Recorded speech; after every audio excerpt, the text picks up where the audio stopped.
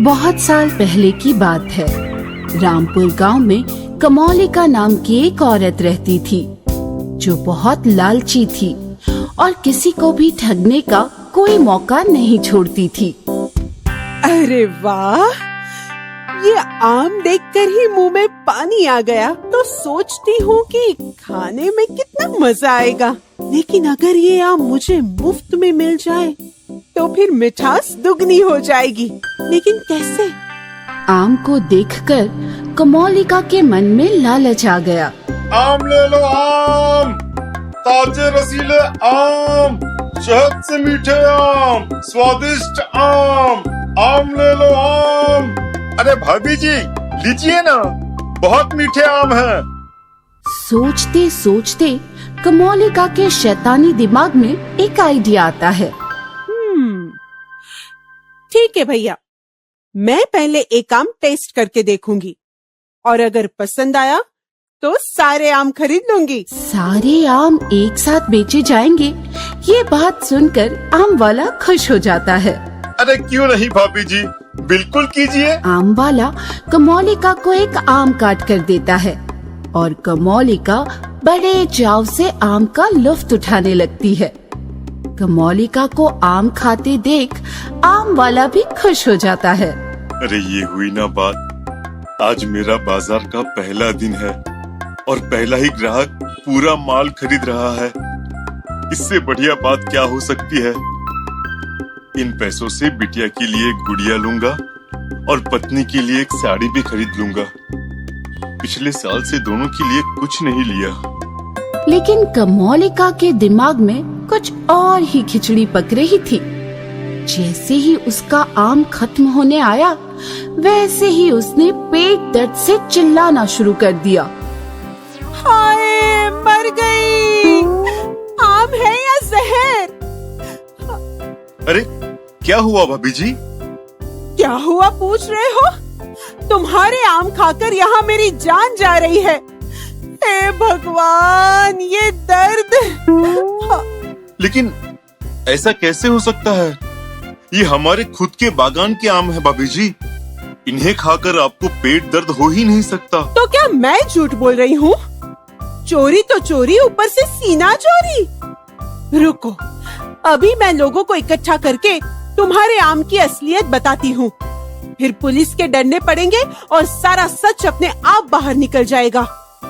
ऐसा मत कीजिए भाभी जी, गरीब किसान आदमी हूँ। आज बाजार में मेरा पहला दिन है। अगर नाम खराब हो जाएगा तो आगे धंधा कैसे करूँगा?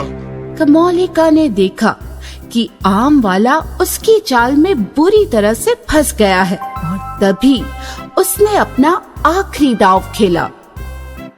चलो भैया, आप बाल बच्चे वाले हो तो मैं ऐसा कुछ नहीं करूँगी। मैं तो ये दर्द किसी भी तरह सह लूंगी, लेकिन तुम्हें ये सारे आम मेरे घर भिजवाने पड़ेंगे। मेरे चाचा फूड डिपार्टमेंट में है। मैं उनसे हर एक आम की जांच करवाऊंगी ताकि किसी और को मेरी तरह तकलीफ ना हो। आम वाले को ना चाहते हुए भी अपनी इज्जत बचाने के लिए कमौलिका का कहना मानना पड़ा। कमौलिका की इस आदत से उसके अड़ोस पड़ोस के सारे लोग वाकिफ थे। कई बार वो लोगों से चीजें लेकर वापस नहीं करती थी और कोई ना कोई बहाना बना देती थी।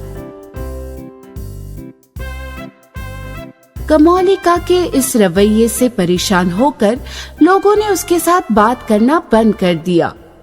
कुछ दिन बाद कमौलिका के पड़ोस में सुमित्रा अपने पति के साथ रहने आई। अरे ये कौन है? लगता है नई पड़ोसन है। वाह वाह, क्या ठाठ है!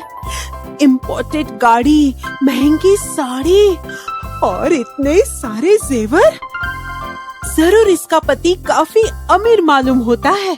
जहाँ कमौलिका के दिमाग में सुमित्रा को ठगने का षड्यंत्र बनने लगा, सुमित्रा ने आते ही अपने पड़ोसियों से जान पहचान बढ़ाने के लिए उन्हें चाय के लिए घर पर न्योता दिया।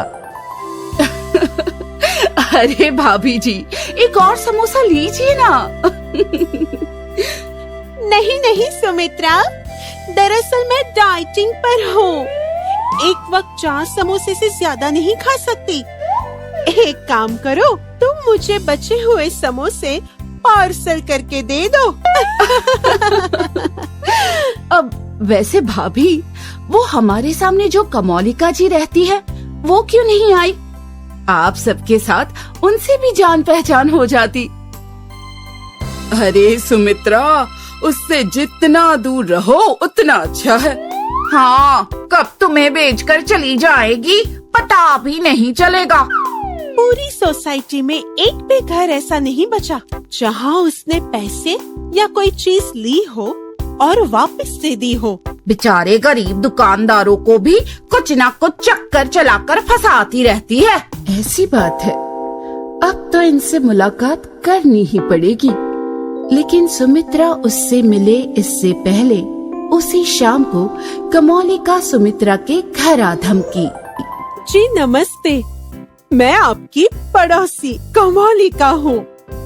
नमस्ते, माफ कीजिए, लेकिन हमारे घर पर इनके ऑफिस के बॉस पहली बार आने वाले हैं और मेरे पास पहनने लायक ना अच्छी साड़ी है और ना गहने।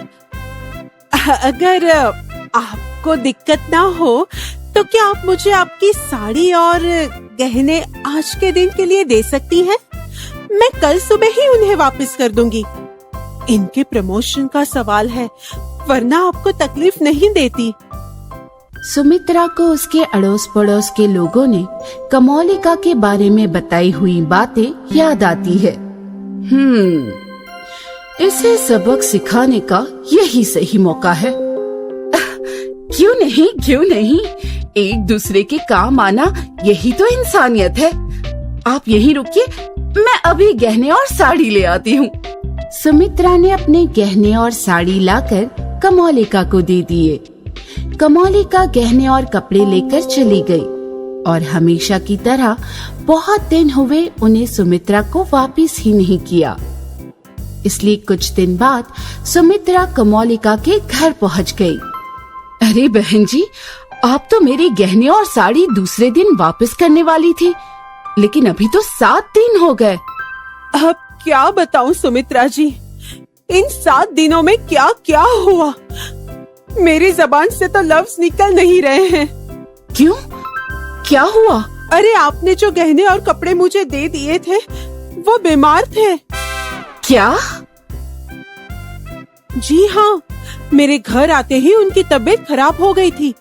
मैंने फिर भी पूरी तरह से उनका इलाज करके उन्हें बचाने की कोशिश की, लेकिन भगवान को शायद कुछ और ही मंजूर था और वो हमें छोड़कर चले गए।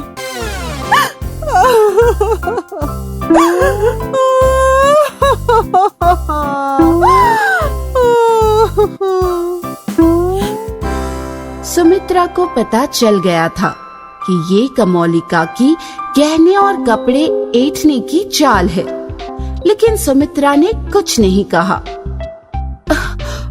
अब जाने दीजिए बहन जी, आप दुखी क्यों हो रही हैं? जो जन्मा है उसे एक दिन ये दुनिया छोड़कर जाना ही है। इसमें आप और मैं क्या कर सकते हैं? चलिए छोड़िए, मैं भी घर चलती हूँ। मंदिर में गहनों के नाम से दिया जलाना पड़ेगा ना। सुमित्रा ने कमोलिका को इस बात का भरोसा दिलाया कि वो उसकी चाल में फंस गई है। इतने महंगे गहने और साड़ी इतनी आसानी से मिल गई, इस बात से कमोलिका बहुत खुश हो गई। लेकिन उसकी ये खुशी ज्यादा दिन तक चली नहीं। इंस्पेक्टर साहब, इसे गिरफ्तार कर लीजिए, ये खूनी है। अरे ये क्या कर रही हैं आप? मैंने किसका खून किया है? मेरे कपड़ों और गहनों का। ऐसे चौंक कर क्या देख रही हो? कल ही रात को वो मेरे सपने में आए थे और उन्होंने मुझे सब सच बता दिया कि किस तरह तुमने बड़ी बेदर्दी से उनकी जान ले ली।